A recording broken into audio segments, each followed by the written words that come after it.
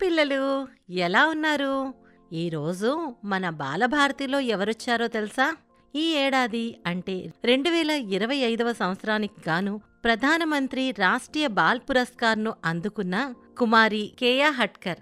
మరి తను మీ అందరితో ఎన్నో విషయాలు పంచుకోవాలని వచ్చింది. వినడానికి మీరు సిద్ధమేనా? మరి వినిద్దామా? పదండి. Hi, Keya. Hi, ma'am. Keya, first of all, tell me your experience with Pradhan Mantri Rashtriya Bal Puraskar, which has been conferred to you for the year 2025. Tell me, how was your experience? So on December 26th in New Delhi, which was the Veer Bal Divas, that day I was honored to receive the PM Bal Puraskar award from our honorable President Srimati Draupadi Murmu. केया हटकर दिव्यांग कला एवं संस्कृति मुंबई महाराष्ट्र असंभव बनाया जा सकता है, यही आपकी जिंदगी का फलसफा है। आपको स्पाइनल मस्कुलर एट्रोफी की दिव्यांगता है। आप डांसिंग ऑन व्हील्स तथा आई एम पॉसिबल जैसी बेस्ट सेलिंग किताबों की लेखिका हैं। आप अपनी प्रेरक वार्ताओं से दिव्यांगता के बारे में जागृति की मशाल जला रही हैं। आपने आई एम पॉसिबल तथा स्मार्ट की स्थापना की। समर्पण तथा उत्साह आपका देखने लायक है और दूसरों के लिए एक प्रेरणा बनकर सामने खड़ा हुआ है। केया हटकर।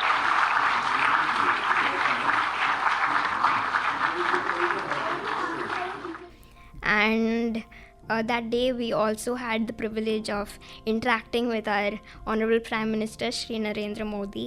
So that day was a day I could have never imagined of, and for me to speak with Mr. Narendra Modi was, to be honest, the highlight of my day.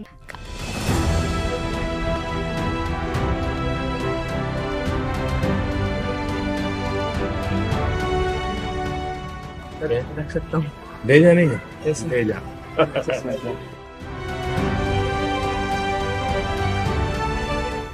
I didn't get this award only for writing books. I've written 3 books, and I'll also tell you all the name. So the first one is Dancing on My Wheels, which got the Best-Selling Entrepreneur Award in 2023. I M Possible, which is India's #1 best-selling book in 2024. And my third book, which is Book on How to Write a Book, which I just released recently in That's November. nice, but first of all, I would like to know your experience with about the interaction with Honorable Prime Minister Shri Narendra Modi. Yes, I've written 3 books. My main goal of writing books is to raise awareness on their diseases, and I myself have read it. It's called Spinal Muscular Atrophy, and I was given only 2 years to live, but with the help of my mom, my sister, my school, which is 21K, and the platform that I have published my books on, which is Bree Books, I have been able to make it to where I am today. Who inspired you? I think it would be my English teacher. Now you are inspiring others. Do they write you anything after reading your book? Yes, I have gotten. So what type of message you are getting? One of the biggest review I have gotten is that people have started writing their own books. Really, Shri Narendra Modi asked about my books, and he was surprised to know that the books that I write are not just books of my journey, but the main cause of my books is that I write to raise awareness on rare diseases, and that really, it made him a bit surprised, because you don't come across books which have a cause and you're trying to raise awareness through them. So after talking about my books, Shri Narendra Modi mentioned that if we have the permission, then we would love to translate the books into regional languages, all the regional that's languages. So good. So that was an amazing thing, because just a few days back, I got an email from the Ministry of Women and Child Development saying that Shri Narendra Modi asked the ministry to contact us about the translation, and So your books will be published in other Indian languages also? Yes. Oh, that's a great news. So that was the best part about the interaction.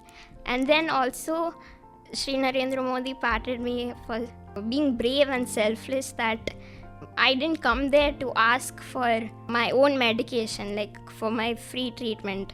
So I actually have a genetic progressive condition called spinal muscular atrophy, and I was given only 2 years to live when I was born. And my mom, after getting to know that news, she broke down for a few minutes, and then she was like, if 2 years are given, then we must make the most of it. So after talking about the journey of my life with SMA, he was like, how come you're not coming here today asking for free treatment, but you're telling that we must make prevention more, like we must prevent this disease instead of making the cure free or affordable. So he was really proud of me for that. And also I would like to add that the medication for this disorder, it is very expensive. Like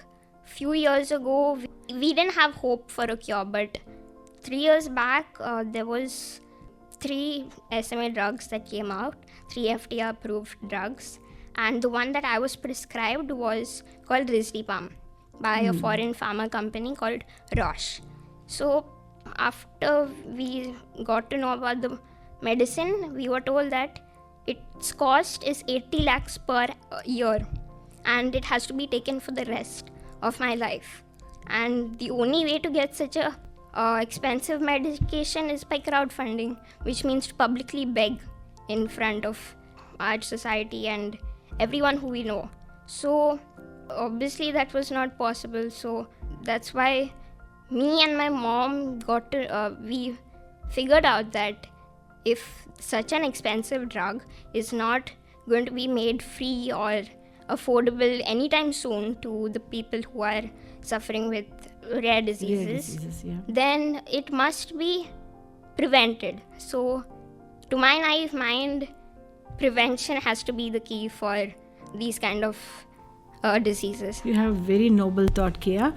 But now let's come to your books. First of all, tell us about Dancing on My Wheels. So Dancing on My Wheels is the name of my first book, and I'd like to share how I started off writing what inspired that book. you to write that? Yes. Yeah. So in 2022, I had undergone my major spine correction surgery due to the condition I have, spinal muscular atrophy. And because of the condition, my spine had turned into an S, a very severe S. So my breathing was compromised and I was not able to sit as well. So I had undergone the surgery, and today I have 2 titanium rods inside my spine and 4 dozen screws, so you can call me Titanium Girl. So that was the story of the surgery that I underwent. So because of that surgery, I had to shift from an offline to an online school. And when I joined my online school, there I had an English teacher, and one day she was like, please call your mom, I would really like to speak to her. So she told my mom that Keya is really good in writing, and her writing is also quite good, but we must encourage that ability of hers and make it better. So my teacher was like, there's this competition that's going on called National Young Authors Fair by Bree Books. So how about you encourage her to write a book? So then my mom was like, okay, this is new, but let's give it a try. So then I started writing my book, and I had asked my mom of what I can write my book. So we brainstormed for a few hours, and then I got the idea of writing about this really memorable event that I had and I had taken part in Bangalore. So the story, I'll start the story right now. So when I was in grade 3 in Bangalore, it was an offline school. So there I had taken part in a sports day dance drill. But for me to take part in that sports day dance drill was not easy, because one day the teacher, she came into our classroom. After the end of the class, she was like, students, we have this 75th anniversary of the school. So whoever wants to take part, please raise your hand. So I had obviously raised my hand because I was a really enthusiastic girl at that time, and still am. So I had raised my hand, and then obviously the teacher had made a complex face. She was like, Keya is on a wheelchair, why is she raising her hand? This is a dance drill for normal children. So I still kept my hand raised. And then at the end of the day, when the class got over, I had told my mom about this. And my mom was like, she spoke to my teacher, and the teacher was like, ma'am, your daughter is on a wheelchair, so I don't think you should encourage her to take part in this sports day event that is happening. So I think she can try and do something else which is easier for her. But my mom was like, yeah, she is on a wheelchair, let her try it yet. So the teacher was like, no. So my mom was like, before we say no to her, how about we give her a chance and let her take part? So then the teacher agreed. She was like, if she can, then let's say yes. So then after that, the teacher was like, fine, we'll give Keya a chance. So then after that day onwards, my mom, she used to work at that time. So that time my mom would come to school, leaving halfway her job, and she would come to help me practice. So the practice sessions were there.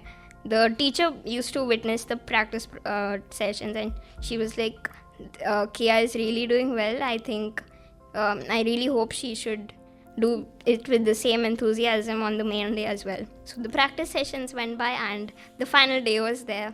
And you danced on wheels? Yes, and that day it began with me just being nervous, but at the same time so happy, because that was the first time I had taken part in anything where even the normal children also were there, so the children who could walk. So it was a really amazing experience. This experience you converted as a rose story. Yes. And wrote the book Dancing on My Wheels. Yes. That's beautiful. Very inspiring also. Yes. But now I want to know your book, So I would just like to end that story with, that was the first time me and my mom witnessed inclusion in us, in the school, and even in the society. Like the school, they had an open mind, although they were not agreeing at first. At the end, they were open-minded, and they included me in the dance drill program. So I think that was the main story and the main motive that I wanted to put into my book. That's beautiful.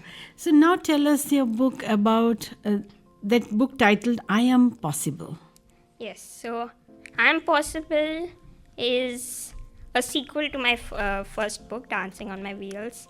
And after writing Dancing on My Wheels, I had gotten a great response, because I had taken part in the competition, and it was like in the normal category. There was no special category or anything. So after publishing the book and getting the award for this book, I thought of writing a second book. And after writing Dancing on My Wheels, we were called to many places to speak about my book.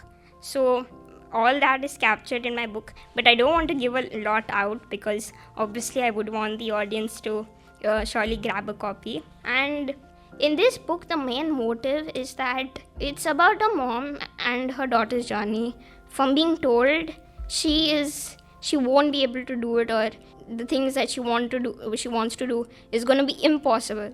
But at the end of the book, I try to capture that whatever in my life, whatever the society told, whatever schools told, so it's actually about making the impossible possible. So that's why the title, I Am Possible. That's beautiful. One thing I have seen, both the stories, your main character's name is Rose. Is there any reason to name her Rose? Yes, actually, so when Rose was born, her mom when she was born, smile lit up in everyone's faces, whoever was in the room. So I think that the name Rose really meant a lot, because eventually in the story she rises from her challenges. And it's not just a flower. no, it's not just a flower. It's like, it has a lot of meanings. It depends on how you think about it, but it's Rose because of the flower, because she blooms up everyone's faces wherever she goes, and also because she rose up from her challenges and made the impossible possible. That's beautiful. Now coming to your third book. Title of book itself is Book on How to Write a Book. Yes. First of all, tell me this title, how it came to your mind. So actually, I had for the book I Am Possible, when I had attended the award ceremony in Gurgaon earlier in 2024, the founder of Brave Books, Mr. Ami Roar, he said that, Keya, you have such a knack for writing, but what if other children like you want to start writing and be good at what they do, like have good storytelling skills and are able to put across their message properly? So Mr. Ami Roar was like, how about you write a book on how to write a book? So I think the title comes from that, Book on How to Write a Book. And also, I can't not write a book which does not have a motive. So in Book on How to Write a Book, here the motive is that every aspiring author, be it a child or be it an adult, he or she must learn how to write for a cause. Because when you write for a good cause, right, your story stays within the hearts of people and it does not get lost in the world of literature. So my main cause of putting this book out here is not because of the technicalities, but to make people aware that writing a book for a cause is the most important thing, and that's what makes a book truly stand out. Here another thing I would like to know, like you have published so far 3 books, and all books are having nice illustration, Yes. very beautiful sketches and all. And who did that for you, or did you do that by yourself? Yes, actually that is done by myself. So the first 2 books is obviously about my story, so we capture every moment through the phones nowadays. That's what the generation does. So we capture every moment, and out of all those pictures, I did edit it a bit so that, people's faces are not shown, and I use that in my book. No, these paintings and sketches, they're all done by you, right? Yes. Other than writing, what else you are doing? So I'm an artist. I'm also a coder, a podcaster, YouTuber, a TEDx speaker, and recently I am the PM Bal Puraskar awardee. So I would also like to say that me and my mom, along with my sister, we have this non-profit initiative that we started 2 years ago called I M Possible SMAART. Yeah, I would like to know Yes. about that initiative. Tell us what exactly this initiative is all about. So through this initiative, we want to encourage not only children who are disabled or differently able, but make a community where all kinds of children, and we do look forward to having other grown-ups as well. So here in this non-profit initiative, our main motive is that we create an inclusive space and we bring out everyone's talents. So in I M Possible SMAART, recently we had 6 artists, including myself. So we have this calendar that we made, and each of us have different disabilities. Like, I am someone who has spinal muscular atrophy. We have another person who has autism.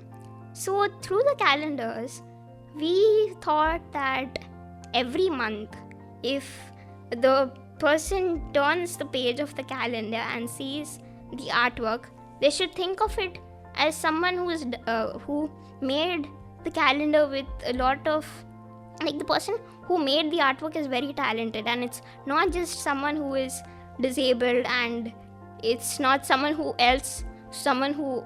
made the artwork on behalf of that person. So every month when you turn the page, we have an artwork, a beautiful artwork by the artist, and we also have quotes which they themselves gave us, and also a bit about themselves. So every month when a person turns the page, they get to see the beautiful artwork, they get motivated obviously by the quote, and they also get to know about the artist. So by the end of the year, you know the artist and you know how good he or she is in what they do. I would also want to know about your motivational speeches and the TED Talks which you have given and your experience while giving TED Talk. Yes. So the first time that I delivered a motivational speech was during the first award ceremony of Dancing on My Wheels. Before that, I had never been on a stage, and that was the first time. So obviously I was nervous, but at the same time honored to have that opportunity to share the message with the room of people that were there. So that was the first time, and I think from then onwards I realized that there's nothing to be afraid of. Like while giving the speech, when you know that there is that room of people and you're giving them knowledge about a really important topic, there's no point in being scared, because if you're teaching someone and teaching them that these are the things that one must do, and also through my talks I not only motivate people but motivate them through my life's journey, because I feel that the best way one can understand someone's story and also get motivated at the same time is by telling their life journey. So I always start my talks by thanking, and I go on to say my life journey. But I think at the end of the speech, one thing that a person will always remember is that 3 words, I am possible. So I think that's the best part that I feel when I give motivational talks. But I would like to know your relation with Visakhapatnam. I had come to Visakhapatnam when I had shifted out from Mumbai. That time my mom had gone to Bangalore for work, and then I was staying with my grandparents. So I really like Visakhapatnam as a town because everything is so close, and the best part about Visakhapatnam is that there are not so many buildings. So it's really calm and a really green place compared to any other city. So I think my relation with Visakhapatnam is with my grandparents, like because they stay me and my sister Naira, she's elder to me, so both of us had stayed here. We did 2 years of schooling in Timpani school, and I think that those 2 years was really nice because we got to spend it with our grandparents. And in the end, I think Visakhapatnam is my second favorite town. Okay, what is your future plans? What are your dreams? My future aspirations is that I continue to write books and I continue to raise awareness on rare diseases, because I feel that when a person is aware about something, right, there is always a way, and there is always a way that whatever we can do to prevent that, if more people get to know about it, then maybe we can eradicate rare diseases from India. So I really would hope to see that someday, and I hope to see many smiling children. I mean, all children smile, but I would like to see every children come out of their home, run, walk, play on the grounds, and I hope to see all children, adults, everyone rise up from their challenges. That is my main aspiration. And also I think that I would like to thank my mom for whatever she's done till now, because if not for her, this would have not been possible. Because from the moment I was born, from the time the doctor broke the news to us, she was like, no, we are not going to take no for an answer, and whatever comes our way, we are going to battle that challenge and we are going to push ourselves to the end. So that I don't want that end to come soon, because there is a lot more that I hope to do along with my mom, my sister, my grandparents, and everyone else. All your dreams will come true, Keya, and thank you for sharing this wonderful time with Akashwani Visakhapatnam. Thank you. ఈ ఏడాది ప్రధానమంత్రి Rashtriya ball పురస్కార్ను అందుకున్న కుమారి కేయా హట్కర్ ఎంతో చక్కని విషయాలు మనతో పంచుకుంది కదా. మరి మీరందరూ కూడా ఎంతో స్ఫూర్తిని పొంది సవాళ్లను, సమస్యలను ధైర్యంగా ఎదుర్కొనడానికి సిద్ధంగా ఉండాలి.